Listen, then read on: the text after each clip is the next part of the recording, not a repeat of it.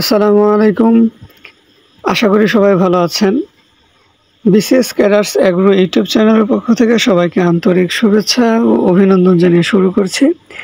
আপনাদের সাথে আমি আছি মোহাম্মদ রেজাউল করিম, ৪১তম বিসিএস সাধারণ শিক্ষা ক্যাডারে ঝালকাঠি সরকারি মহিলা কলেজে প্রভাষক হিসেবে কর্মরত আছি। পাশাপাশি আমি একজন কৃষি উদ্যোক্তাও বটে। তো আমি আজকে আপনাদেরকে আমার বাগানের টপ লেডি পেঁপে সম্পর্কে কিছু তথ্য জানাবো ইনশাল্লাহ। আমি আমার বাগানে মূলত দুটি জাতের পেঁপে চাষ করেছি। একটি হচ্ছে দেশি শাহী পেঁপে, আরেকটি হচ্ছে সুপ্রিম সিডের টপ লেডি। তো বাংলাদেশের আবহাওয়ায় হাইব্রিড জাতের পেঁপে চাষ করা খুবই ঝুঁকিপূর্ণ, কেননা হাইব্রিড জাতের পেঁপে গাছে মোজাইক ভাইরাস খুব বেশি আক্রমণ করে থাকে।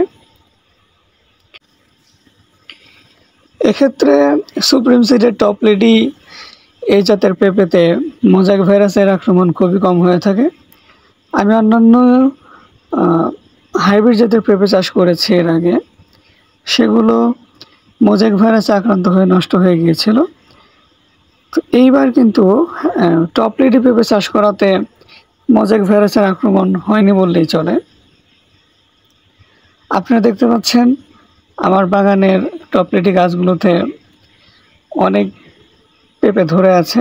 ইতিমধ্যে এই গাছগুলো থেকে আমি পেঁপে সংগ্রহ করে সবজি হিসেবে বিক্রি করেছি, আলহামদুলিল্লাহ ভালো দামও পেয়েছি। কিছুদিন পরে আবারও বিক্রি করব।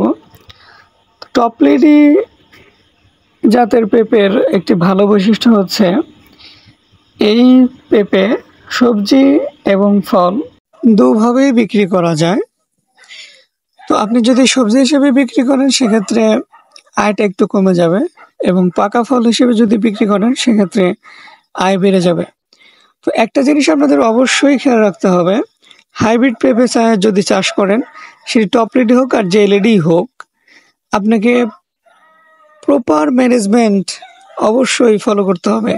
আপনাকে নিয়মিতভাবে স্প্রে করতে হবে এবং আগাছা পরিষ্কার করতে হবে। নিয়মিতভাবে সকল পরিচর্যা করতে পারলেই হয়তোবা আপনি সফল হাইব্রিড পেঁপে চাষি হয়ে উঠতে পারবেন ইনশাল্লাহ। সকলের সুস্বাস্থ্য এবং দীর্ঘায়ু কামনা করে আজকের মতো এখানে শেষ করছি। আল্লাহ হাফেজ।